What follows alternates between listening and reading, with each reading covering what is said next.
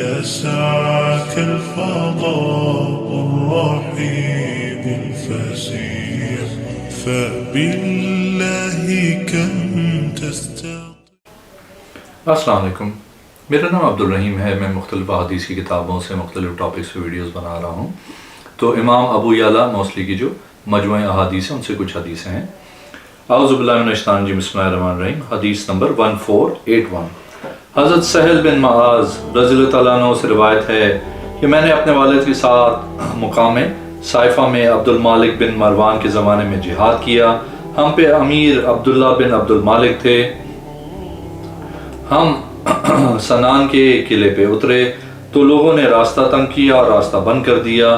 میرے والد لوگوں میں کھڑے ہوئے فرمایا، اے لوگوں، میں نے حضور صلی اللہ علیہ وسلم کے ساتھ جہاد کیا، اتنے جہاد. لوگوں نے راستے تنگ کی اور بند کر دیے. حضور صلی اللہ علیہ وسلم نے ایک اعلان کرنے والے کو بھیجا کہ لوگوں میں آواز دے کہ جس نے راستہ تنگ کیا یا راستہ بند کیا تو اس کے لیے کوئی جہاد نہیں ہے. ایک اور حدیث ہے 1482. حضرت سہل بن معاذ بن انس اپنے والد سے روایت کرتے ہیں کہ حضور انور صلی اللہ علیہ وسلم نے فرمایا، جس نے عمدہ لباس کو چھوڑ دیا حالانکہ وہ عمدہ لباس پہ قادر بھی تھا، اللہ تعالیٰ کے لیے عاجزی کرتے ہوئے اللہ تعالیٰ قیامت کے دن اسے بلوائے گا. تمام مخلوق کے سامنے اس کو اختیار دیا جائے گا ایمان کے لباسوں میں سے جس کو چاہے پہن لے. ایک اور حدیث ہے 1483.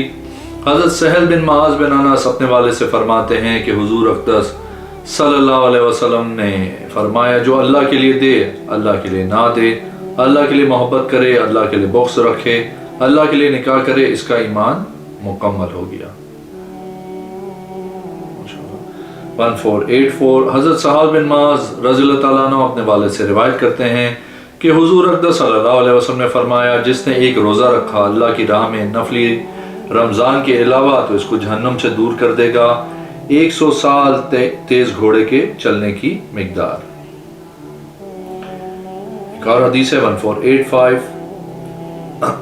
حضرت سہل بن معاذ رضی اللہ تعالیٰ عنہ فرماتے ہیں کہ حضور صلی اللہ علیہ وسلم نے فرمایا، جس نے فجر کی نماز پڑھی پھر بیٹھ گیا اور اللہ کا ذکر کرتا رہا سورج کے طلوع ہونے تک تو اس کے لیے جنت واجب ہو گئی.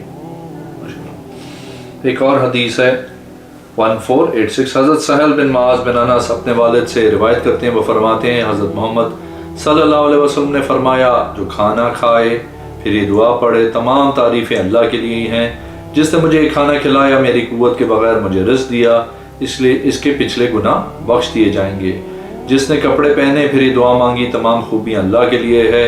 جس نے مجھے یہ کپڑا پہنایا بغیر میری طاقت کے، اس کے پچھلے گناہ معاف کر دیے جائیں گے.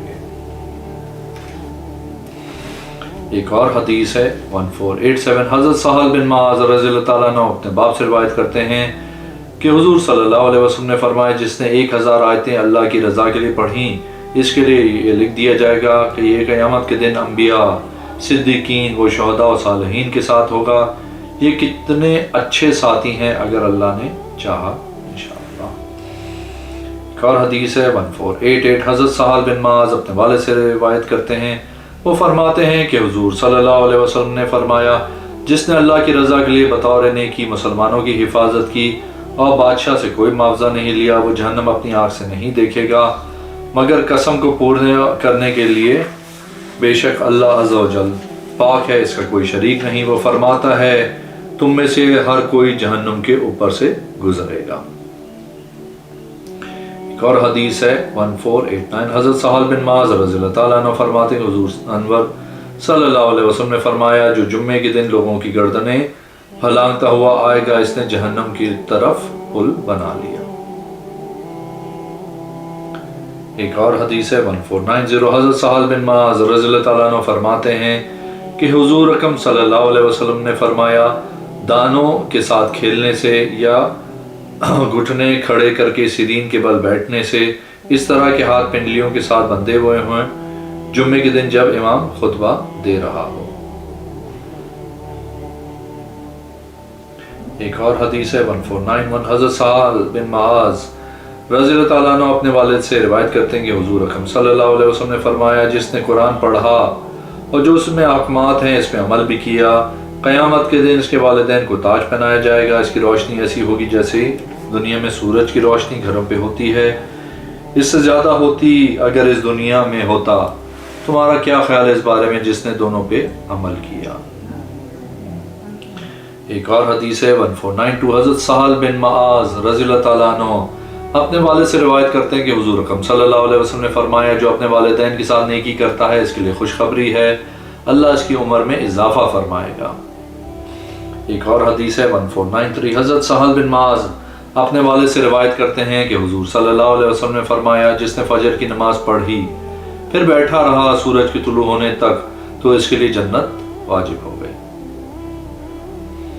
ایک اور حدیث ہے 1494، حضرت سہل بن معاذ رضی اللہ تعالیٰ عنہ فرماتے ہیں کہ حضور اکرم صلی اللہ علیہ وسلم نے منع فرمایا دانوں کے ساتھ کھیلنے سے جمعے کے دن جب امام خطبہ دے رہا ہو۔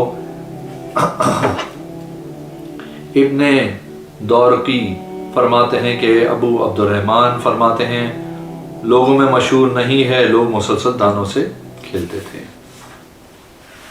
ایک اور حدیث ہے 1495، حضرت سہل بن معاذ بن انس رضی اللہ تعالیٰ عنہ فرماتے ہیں کہ حضور اکرم صلی اللہ علیہ وسلم نے فرمایا، جس نے غصے کو قابو کر لیا حالانکہ وہ اس کو پورے کرنے پہ قادر تھا، اللہ تعالیٰ اس کو قیامت کے دن بلوائے گا اور تمام مخلوق کے سامنے اس کو اختیار دیا جائے گا جس حور کو چاہے اختیار کر۔ ایک اور حدیث ہے 1496، حضرت سہل بن معاذ بن انس اپنے والد سے روایت کرتے ہیں، وہ فرماتے ہیں حضرت محمد صلی اللہ علیہ وسلم نے فرمایا، جو کھانا کھائے پھر یہ دعا پڑھے، تمام تعریفیں اللہ کے لیے ہیں جس نے مجھے کھانا کھلایا، میری قوت کے بغیر مجھے رزق دیا، اس کے گناہ بخش دیے جائیں گے۔ جس نے کپڑا پہننے پہ یہ دعا کی، تمام خوبیاں اللہ تعالیٰ کے لیے ہیں جس نے مجھے یہ کپڑا پہنایا، بغیر میری طاقت کے اس کے پچھلے گناہ معاف کر دیے جائیں گے۔ اور حدیث ہے 1497، حضرت معاذ بن انس رضی اللہ تعالیٰ عنہ اپنے والد سے روایت کرتے ہیں کہ حضور انور صلی اللہ علیہ وسلم نے فرمایا، جس نے عمدہ لباس کو چھوڑا حالانکہ وہ عمدہ لباس پہ قادر بھی تھا، اللہ تعالیٰ کے لیے عاجزی کرتے ہوئے اللہ تعالیٰ قیامت کے دن اسے بلوائے گا، تمام مخلوق کے سامنے اس کو اختیار دیا جائے گا ایمان کے لباس میں سے جس کو چاہے پہن لے۔ ایک اور حدیث ہے 1498، حضرت انس جہنی اپنے والد سے روایت فرماتے ہیں، وہ فرماتے ہیں رسول اللہ صلی اللہ علیہ وسلم نے ارشاد فرمایا، جس نے اللہ کی رضا کے لیے دیا اور اللہ کی رضا کے لیے منع کیا اور اللہ کی رضا کے لیے پیار کیا اور اللہ کی رضا کے لیے بغض رکھا اور اللہ کی رضا کے لیے نکاح کیا، بس تحقیق اس کا ایمان مکمل ہو گیا۔ ایک اور حدیث ہے 1499، حضرت عبد الرحمن بن طرفہ بن عرفہ بن اسد بن منکر رضی اللہ تعالیٰ عنہ فرماتے ہیں، یہ سارے بنی سعد کے خالو تھے، فرماتے ہیں ارجفا کے دادا کی ناک پہ زمانے جاہلیت میں کلب کے دن چوٹ لگی، انہوں نے چاندی کی ناک بنا لی، اسے بدبو پھیل گئی، تو اس بات کا ذکر حضور اکرم صلی اللہ علیہ وسلم کے پاس سامنے کیا گیا۔ آپ صلی اللہ علیہ وسلم نے حکم دیا کہ وہ سونے کی ناک بنوا لے۔ عبد الرحمن کا خیال تھا انہوں نے اپنے دادا کی ناک دیکھی تھی۔ اور حدیث ہے 1500، ہمیں حضرت عبد الرحمن بن طرفہ بن ارجا نے حدیث بیان کی، انہوں نے خیال ہے کہ انہوں نے ارفجا کے دادا کو دیکھا، فرماتے ہیں قلب کے دن ارفجا کی ناک پہ چوٹ لگی، بس اس نے چاندی کی ناک بنوائی تو اس سے بدبو پھیل گئی، بس نبی اکرم صلی اللہ علیہ وسلم نے ارشاد فرمایا وہ سونے کی ناک بنوا لے۔ ایک اور حدیث ہے 1501، حضرت ابی الاشر رضی اللہ تعالیٰ عنہ اپنے والد سے روایت کرتے ہیں، فرماتے میں نے عرض کی، یا رسول اللہ صلی اللہ علیہ وسلم، کیا ذبح لبا یا حلق سے ہوتا ہے؟ آپ صلی اللہ علیہ وسلم نے فرمایا، اگر تو نے تیر مارا اس کی ران میں تو تیرے لیے کافی ہے۔ ایک اور حدیث ہے حضرت حوصرہ نے بھی یہ زیادہ کیا، بس رسول اللہ صلی اللہ علیہ وسلم نے ارشاد فرمایا، اللہ کی قسم جس کے ہاتھ میں میری جان ہے، اگر تو اس کی ران میں نیزہ مارتا تو تیرے لیے کافی تھا۔ ایک اور حدیث ہے 1502، حضرت عتبان بن مالک رضی اللہ تعالیٰ عنہ بیان کرتے ہیں کہ میں مدینہ شریف آیا، میں عتبان بن مالک سے ملا، میں نے کہا مجھے آپ کے حوالے سے حدیث پہنچی ہے۔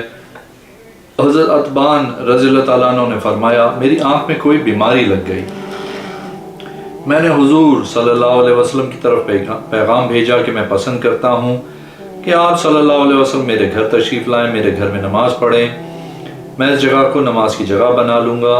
فرماتے ہیں حضور اقدس صلی اللہ علیہ وسلم تشریف لائے، جب اللہ نے چاہا آپ صلی اللہ علیہ وسلم اپنے صحابہ کے ساتھ میرے پاس آئے، آپ صلی اللہ علیہ وسلم میرے کمرے میں داخل ہو کے میری جگہ نماز پڑھنے لگے۔ صحابہ کرام آپس میں باتیں کرنے لگے، انہوں نے مالک بن وخشم کو تکبر اور بڑے پن سے منسوب کیا۔ انہوں نے خیال کیا حضور صلی اللہ علیہ وسلم کے خلاف دعا کریں، وہ ہلاک ہو جائیں۔ انہوں نے خیال کیا کہ اس کو بیماری لگ جائے۔ حضور صلی اللہ علیہ وسلم نماز سے فارغ ہوئے تو آپ نے فرمایا کیا وہ توحید و رسالت کی گواہی نہیں دیتا؟ صحابہ کرام نے عرض کی وہ توحید و رسالت کی گواہی دل سے نہیں دیتا۔ آپ نے فرمایا جو لا الہ الا اللہ انی رسول اللہ کی گواہی نہیں دیتا وہ جہنم میں داخل ہوگا، جہنم اس کو کھائے گی۔ راوی فرماتے ہیں مجھے یہ حدیث پسند آئی تو میں نے اپنے بیٹے سے کہا اس کو لکھو تو اس نے لکھ لیا۔ ایک اور حدیث ہے 1503، حضرت عتبان بن مالک اسی طرح روایت کرتے ہیں لیکن اس میں کچھ اضافہ ہے کہ صحابہ کرام آپس میں گفتگو کر رہے تھے اور ذکر کر رہے تھے جو منافقین کی طرف سے ان کو پہنچی تھی۔ پھر اس بڑے کام کی نسبت حضرت مالک بن دخشم کی طرف کی، انہوں نے چاہا آپ اس کے خلاف دعا کریں، وہ اس کے خلاف ہنگامہ کر رہے تھے۔ اس کے بعد حضور صلی اللہ علیہ وسلم نے نماز پوری کی، وہی کا جو اوپر حدیث میں ذکر ہوا ہے۔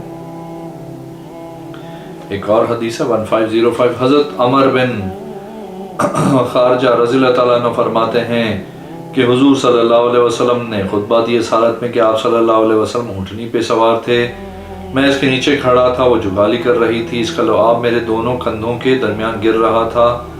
آپ صلی اللہ علیہ وسلم نے فرمائے اے لوگوں، بے شک اللہ عز و جل ہر صاحب حق کو اس کا حق دے گا، لہٰذا وارث کے لیے وصیت جائز نہیں، بچہ بستر والا ہے، زانی کے لیے پتھر ہیں، جس نے اپنی نسبت اپنے باپ کے علاوہ کسی اور کے ساتھ کی یا اپنے آقا کے علاوہ کسی اور آقا کی طرف کی، اس سے بے رغبت ہوتے ہوئے اس پہ اللہ اور فرشتے تمام لوگوں کی لعنت ہو، اس کے نہ فرض نہ نفل دونوں قبول نہ ہوں گے۔ ایک اور حدیث ہے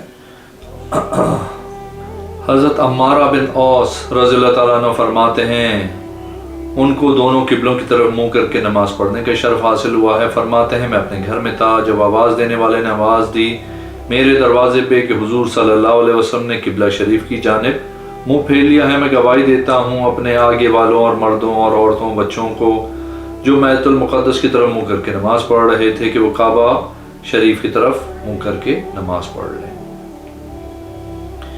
ایک اور حدیث ہے 1507، حضرت سعد بن طول رضی اللہ تعالیٰ عنہ فرماتے ہیں کہ ایک آدمی فوت ہوا، اس نے 313 درہم بطور وراثت چھوڑے اور بچے، اس نے ارادہ کیا یہ ان کی اولاد پہ خرچ کروں۔ حضور اقدس صلی اللہ علیہ وسلم نے فرمایا تیرا بھائی قرض چھوڑ کے مرا ہے، تو اس کی طرف سے قرض ادا کر۔ عرض کی یا رسول اللہ صلی اللہ علیہ وسلم میں نے اس کی طرف سے قرض ادا کر دیا، مگر ایک عورت 2 دینار کا دعویٰ کرتی، اس کے پاس کوئی گواہ نہیں۔ حضور صلی اللہ علیہ وسلم نے فرمایا تو اس کو دے دے کیونکہ وہ سچی ہے۔ ایک اور حدیث ہے حضرت سعد بن طول رضی اللہ تعالیٰ عنہ فرماتے ہیں کہ حضرت عبداللہ بن سعد اپنے ساتھیوں کے ساتھ تستر گئے ان کی ملاقات کرنے کے لیے۔ آپ جس دن آئے اس دن اور دوسرے دن مقیم ہو گئے، تیسرے دن نکلے، انہوں نے آپ سے عرض کی اگر قیام کریں تو بہتر ہے۔ آپ نے فرمایا میں نے اپنے باپ سے سنا ہے کہ حضور صلی اللہ علیہ وسلم نے مجھے منع کیا مقیم ہونے سے جو خراج والی جگہ میں قیام کرے، بے شک اس میں مقیم ہونے سے منع کیا گیا ہے، میں ناپسند کرتا ہوں مقیم ہونے کو۔ ایک اور حدیث ہے 1509، حضرت سعد بن طول رضی اللہ تعالیٰ عنہ فرماتے ہیں کہ ان کے والد فوت ہوئے، انہوں نے 313 درہم بطور وراثت چھوڑا اور بچے اور قرض چھوڑا، میں نے ارادہ کیا کہ ان کی اولاد پہ خرچ کروں۔ حضور اقدس صلی اللہ علیہ وسلم نے فرمایا تیرا باپ قرض کی وجہ سے روک لیا گیا، تو اس کی طرف سے قرض ادا کر۔ عرض کی یا رسول اللہ صلی اللہ علیہ وسلم، میں نے ان کی طرف سے قرض ادا کر دیا، مگر ایک عورت 2 دینار کا دعویٰ کرتی ہے، اس کے پاس گواہ نہیں۔ حضور صلی اللہ علیہ وسلم نے فرمایا تو اس کو دے دے کیونکہ وہ سچی ہے، میں نے اس کو دے دیا۔ اگر آپ نے میرے چینل کو اب تک سبسکرائب نہیں کیا تو پلیز کیجیے، اس ویڈیو کو لائک کیجیے، اگلے میں انشاءاللہ حاضر ہوں گا۔ اللہ حافظ۔